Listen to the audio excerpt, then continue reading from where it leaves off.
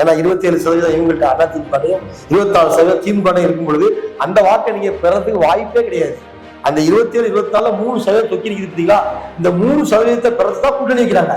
இது வரை இப்ப சீமான் புதுசாவில் வந்து அவங்க 6% எடுத்து போயிட்டாரு, 6.3% அவங்க எடுத்துக்கிட்டாரு. 37, 39 வருஷம் ஆச்சு. திராவிட அரசியல், காங்கிரஸ் அரசியல் எப்படி பண்றாங்க, எப்படி கூட்டணி அமைக்கிறாங்க, எப்படி எம்ஜிஆர் காலத்து அரசியல் இருந்துச்சு எல்லாம் பார்த்தோம். இது வரைக்கும் மாத்தி ஓட்டு போட்டா தெரியல. அந்த வேட்பாளரை உள்ள சேர்க்க மாட்டாங்கன்னு ஒரு பெரிய குற்றச்சாட்டு இருக்கு. சரத்குமார் ஆட்டோமேட்டிக்கா நைட்ல சரண்டர் ஆயிட்டாரு. 73 முடிஞ்ச பிரச்சனை. அந்த கச்சத்தீவு பிரச்சனை வந்து பண்டமாற்று முறைன்னு சொல்லி நீங்க செய்தி வெளியா யாரெல்லாம் வரலையோ அவங்க வீட்டுக்கு அமலாக்கத்துறை அனுப்பிச்சிட்டாங்க, குறிப்பா விஜயபாஸ்கர் வீட்டுக்கு. இது மட்டும் இல்லாம இப்ப காங்கிரஸ்காரங்க என்ன சொல்றாங்கன்னா, நாங்க வந்து கச்சத்தீவை கொடுத்த விஷயம் கூட ஓவராலா போயிட்டு இருந்துச்சு, ஆனா நீங்க ஆட்சிக்கு வந்து அதை கன்ஃபார்ம் பண்ணிட்டீங்க. அந்த இடம் கொடுத்ததுனால நம்மளோட இன்டர்நேஷனல் பார்டர் வந்து மாறிடுச்சு. பிரதமரா இருந்த இந்திரா காந்தியும் சரி, நேரும் சரி, அவங்களுடைய சிந்தனைகள்லாம் வந்து இலங்கையை வந்து அவங்க தனியா பார்க்க, குறிப்பா வந்து கேள்வி கேள்வி கேட்டு இருப்பாங்க. இவங்க கேள்வி கேட்டு தான் மேல இருக்காங்க, நீங்க உலகத்தை ஆதரிச்சிருக்காங்க. இது வரைக்கும் பத்திரிகையாளர் சந்திக்காத ஒரு பிரதமர், ஒன்லி அரசு தொலைக்காட்சியான தூர்தர்ஷன் கூட அவர் பேட்டி விட்டுருக்காரு. அப்படி கொடுத்த பிரதமர் முதல் முறையா இந்த தேர்தலை ஒட்டி கொடுத்த கேள்வி, நிறைய கேள்விகளை கட் பண்ணிட்டாங்களாம். கான்ட்ரவர்சியல் கொஸ்டின்ஸை கட் பண்ணிட்டாங்களாம் எங்க உள்துறையில வந்து. ஆனா உலகத்தை வந்து தமிழ்நாட்டு இருக்காங்க, அது அவங்க தெரியும். அமெரிக்கா பிரதமர் ஆரம்பிச்சு, IBM கம்பெனி ஆரம்பிச்சு எல்லா CEO தமிழர்கள் திராவிட நாட்டில் கூட இருந்தாங்க.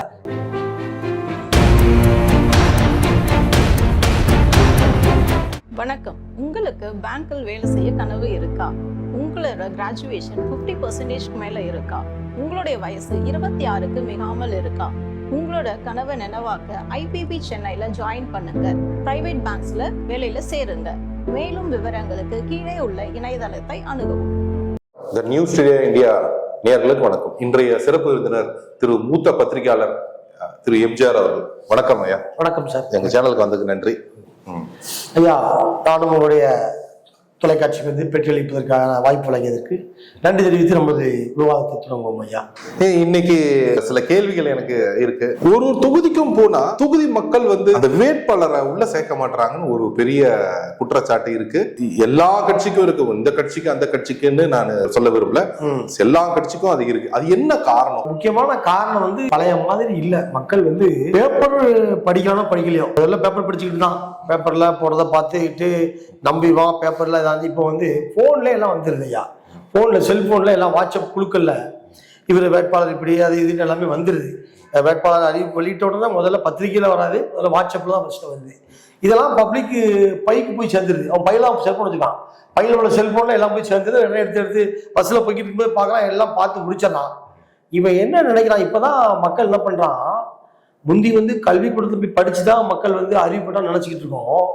இப்போ கிராமத்துல உள்ள பொம்பளை இருக்காங்கல்ல, பெண்கள், அவங்க அதை போன் வச்சு டைப் பண்ற காலம் ஆயிடுச்சு. தமிழ் எழுத்து டைப் பண்ற காலம் ஆயிடுச்சு. என்ன பண்றாங்கன்னா, உணர்ந்து போய் இந்த நம்ம தொகுதி MP நம்ம இடத்துக்கு வரவே இல்லையே, 5 வருஷமா வரலையே அப்படின்னு சொல்லி என்ன பண்றாங்கன்னா யோசனை பண்ணி தான் என்ன பண்றான், வராதது தப்பு தானே. ஒரு தொகுதிக்கு வந்து ஒருத்தர் எல்லாம் ஓட்டு போடுறாங்க, ஓட்டு போட்டு அவரை தேர்ந்தெடுக்கிறாங்க. ஒரு மக்களவை இந்த தொகுதிக்கு ஏற்ற மாதிரி அந்த மக்கள் தேர்தல் போய் தான் இருக்கணும் இல்லையா? இல்ல, நீங்க சொல்றீங்க எல்லா கட்சின்னு சொன்னீங்க. அவங்க எல்லா கட்சிக்காரங்களையும் கூட எதுக்கல. அவங்க யார் நடப்பு MP இருந்து அவங்க சீட் வழங்கப்பட்டிருக்கோ அவங்க மாட்டிக்கிட்டாங்க. இப்ப குறிப்பா பாத்தீங்கன்னா ஏற்கனவே 5 வருஷம் MP இருந்திருப்பாங்க, அவங்க அந்த தொகுதியே பிரிக்க மாட்டாங்க. அந்த தொகுதி MPக்கள் தான் மாட்டிக்கிட்டாங்க. இப்போ உதாரணத்துக்கு இந்த திருவள்ளூர்ல வந்து பாத்தீங்கன்னா கரண்ட் MP வந்து உள்ளவே விடல. ஆமா, சவுத் சென்னையிலயும் அதே மாதிரியான சென்னையில அவங்க தமிழச்சி தங்கப்பாண்டியன் வந்து சரியா போய் அது எங்க போய் மாட்டிக்கிட்டாங்கன்னா, அந்த தொகுதிக்கு அவங்க போகவே இல்லை போட்டுருது ஜெயிச்ச பிற்பாடு. ஆனா அவன் புதுசா பார்ப்பான்ல, அவன் என்ன சொல்றான் தெரியுமா, வந்து அவன் அந்த அவனை வேலை மறிச்சிட்டு வந்துருக்கீங்களா, வாங்க 5 வருஷம் கழிச்சு திருப்பி வாங்க அப்படின்றான். அவளை மறிச்சு துரத்தப்பட இல்ல, வந்துட்டீங்கல்ல 5 வருஷம் கழிச்சு திருப்பி வாங்க அப்படின்றான். அந்த மொழியை பாத்தீங்களா, 5 வருஷம் கழிச்சு வந்துருக்கீங்க, மீண்டும் 5 வருஷம் கழிச்சு வாங்கல அப்படின்னு சொல்லி சொல்றான். என்ன அர்த்தம்? அது வந்து நீங்க வரவே இல்லை, ஒரு வழி வேலையும் பார்க்கல அப்படின்னு சொல்லி சொல்றான். அதே மாதிரிதான் மற்ற தொகுதிகளையும் வந்து மறிச்சிட்டாங்க. இது குறிப்பா வந்து மறு வாய்ப்பு வழங்கப்பட்ட MPக்களுக்கு பெரிய ஒரு நெருக்கடியை ஏற்படுத்தியிருக்கு மக்களுடைய கொந்தளிப்பு. அடுத்தது நன்றியா, அதுக்கு விளக்கத்துக்கு நன்றி. அடுத்தது இந்த பிரசாந்த் கிஷோர் வந்து 21, 23, 22 தொகுதிங்களா, அதுக்கு சொல்லக்கூடிய காரணங்கள் என்னவா நீங்க நினைக்கிறீங்க? எப்படி பண்றாங்க தெரியுமா? BJP தடவை திட்டமிட்டு சில விஷயங்களை பண்ணிட்டு வராங்க. நல்லா கவனிச்சீங்கன்னா தெரியும். துவக்கமே மோசமான துவக்கம் மாதிரி எனக்கு தோணுது. நம்ம இங்க திராவிட அரசியலை பார்க்கறதுனால அவங்க அரசியல் பண்றதே வேற விதமா தெரியும். எடுத்த உடனே கூட்டணி கட்சிக்கு வராத ஆட்களை போய் பிரி வச்சாங்க. குறிப்பா பாமக அதிமுகவை பணி வைக்க முடியல. அதிமுக அது ஒரு பக்கம் போயிடுச்சு. தேமுதிகவுக்கு போய் பார்த்தாங்க, முடியல. சரத்குமார் ஆட்டோமேட்டிக்கா நைட்ல சரண்டர் ஆயிட்டாரு. அவர் பிஜேபி சின்னத்திலே போட்டிடுறாரு, ராதிகா வந்து போட்டிடுறாங்க. இப்படி வந்து சில கட்சிகளை கூட்டணிக்கு சேர்க்கறது கூட அதிரடி வியூகம் கொடுத்து அவங்கள வந்து சேர்த்துக்கிட்டாங்க. கட்சிகள் வராதனால பாமக அவங்க போய் சேர்ந்துருச்சு. அடுத்து சின்னங்களை உடனடியாக கொடுத்தாங்க. அவங்களுக்கு மட்டும் கொடுத்தாங்க, மற்றவங்களுக்கு மறுத்தாங்க. ரெண்டாவது பாத்தீங்கன்னா அந்த பாஜகவுடைய வேட்பாளர் பட்டியல் இருக்கு பாத்தீங்களா, அந்த வேட்பாளர்லாம் பாத்தீங்கன்னா தமிழிசை சவுந்தரராஜன் ஆளுநரா இருந்தாங்க. அவங்களே கொண்டு வந்து பட்டியலை சேர்த்து இழுத்து கொண்டு வந்து கட்சியில சேர்த்து அழகா அந்த இதில் சேர்த்து அந்த பட்டியலை வந்து வகைப்படுத்திட்டாங்க. அண்ணாமலை, தமிழிசை சவுந்தரராஜன், இப்படி கட்சியில 3 தலைவர்களா இருப்பாங்கல்ல, இவங்க நட்சத்திர வேட்பாளராக அறிவிச்சாச்சு. அறிவிச்சு தொகுதியிலையும் அவங்களுக்கு பிரிச்சு கொடுத்தாச்சு. குறிப்பா நீலகிரிலாம் கடும் போட்டியில இருக்கு. நீலகிரி வந்து போட்டின்னு சொல்றாங்க, அது எந்த அளவுக்கு போட்டி தெரியல. முருகன் நிக்காரு, அங்க ராசா நிக்காரு. இப்படி வந்து ஒரு இடத்தை ஏற்படுத்த பிற்பாடு என்ன பண்ணிட்டாங்க, அடுத்தாப்புல யாரெல்லாம் வரலையோ அவங்க வீட்டுக்கு அமலாக்கத்துறை அனுப்பிச்சிட்டாங்க. குறிப்பா விஜயபாஸ்கர் வீட்டுக்கு, வராத சில வீடுகளுக்கு, கட்சிக்கு சம்மதிக்காத தொழிலதிபர்களுக்கு அமலாக்கத்துறை அனுப்பிச்சு சோதனை அது இதுன்னு சொல்லி பண்ணாங்க. அதுக்கு அடுத்த கட்டமா என்ன பண்ணிட்டாங்க, ரொம்ப தேவை இப்போ அவசரமா. கச்சத்தீவு பிரச்சனை முடிஞ்சு எத்தனையோ வருஷம் ஆச்சு. 73ல முடிஞ்ச பிரச்சனை. அந்த கச்சத்தீவு பிரச்சனை வந்து பண்டமாற்று முறைன்னு சொல்லி இன்னைக்கு செய்தி வெளியாகி, கச்சத்தீவு வந்து ஒரு பண்டமாற்று முறையில தான் ஒப்பந்தம் போடப்பட்டிருக்கு. 1973ல ஒப்பந்தம் போடப்பட்டு 74ல வழங்கப்பட்டிருக்கு. அதை வழங்கப்பட்டதுக்கு வந்து என்ன காரணம் சொல்லி கேட்டீங்கன்னா, ஒரு முக்கியமான காரணத்தை ஒரு வல்லுநர் பகிர்ந்திருக்காரு. அவர் முகநூல்ல அதை பகிர்ந்தார். என்ன சொல்றாருன்னா, இந்தியா ஒருபோதும் எவரிடமும் ஏமாறாது, அது போன்று இந்தியா ஏமாறவில்லை. இலங்கையிடம் அந்த கச்சத்தீவு என்ற 163 ஏக்கர் நிலத்துக்கு பதிலாக கன்னியாகுமரிக்கு தெற்கே உள்ள பெருமுடா பகுதியில் உள்ள 10,000 சதுர கிலோமீட்டர் பரப்புல உள்ள 4,000 சதுர கிலோமீட்டர் பரப்புல உள்ள ஒரு பீடபூமி ஒன்று. அந்த பீடபூமி வந்து தண்ணியில முங்கி இருக்க முடியாது. அது முங்கி இருந்தா அதுல வந்து நீங்க ஊட்டச்சத்துடைய மீன்களை வந்து பெருக்க முடியும், பல மீன் வளத்தை ஆள முடியும், பல்வேறு வசதிகள் அங்க பெற முடியும் நம்ம மீனவர்கள். இதற்கான வழிவகைகள் அங்க இருக்குது. இதை வந்து அவங்களுக்கு சொந்தமான இடம், இலங்கைக்கு சொந்தமான இடம். நீங்க இதை கொடுத்தாதான் நாங்க அதை தருவோம் அப்படின்னு சொல்லிதான் அந்த ஒப்பந்த அடிப்படையில் தான் பண்டமாற்று முறையில் தான் பகிரப்பட்டிருக்கு. இப்ப அந்த இடத்த நம்ம தான் பயன்படுத்திக்கிட்டு இருக்கோம். அந்த நேரத்தை இருந்தவர் வந்து பண்டார நாயகா, அந்த அங்க பிரதமர். ஏமாந்து போனது இலங்கை தான். நம்ம கொடுத்த நிலம் 136 ஏக்கர் நிலம் தான் நம்ம கொடுத்துருக்கோம்.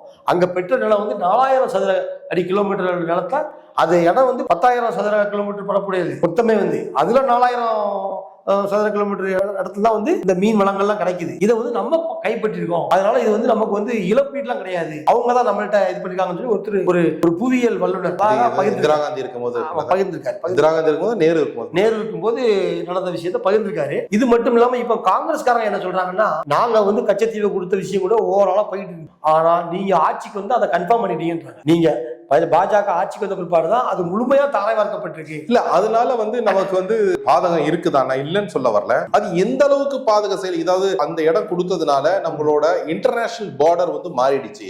அதனால நம்மளோட மீன் பிடிக்கிற தூரம் வந்து கம்மியானதுனால நம்ம பாதிக்கப்படுறோம் அப்படின்றத குற்றச்சாட்டு. இப்ப அந்த இடத்துல வந்து நீ அந்த ஆய்வாளர் சொல்ற பிரகாரம் அது வந்து குற்றச்சாட்டுக்கு உகந்ததா இல்ல அந்த குற்றச்சாட்டுக்கு வந்து இல்லையா நம்மளால மீன் பிடிக்க முடியுதா? அந்த இல்ல அந்த குற்றச்சாட்டுக்கு உகந்ததா இல்லையான்றது எப்படின்னா வந்து சர்வதேச எல்லைன்றது ஓகே செல்லலாம். அந்த இடத்துல வந்து இப்போ கச்சத்தீவை இலங்கை கொடுத்த உடனே கட்டுப்பாடு அங்க போயிருது.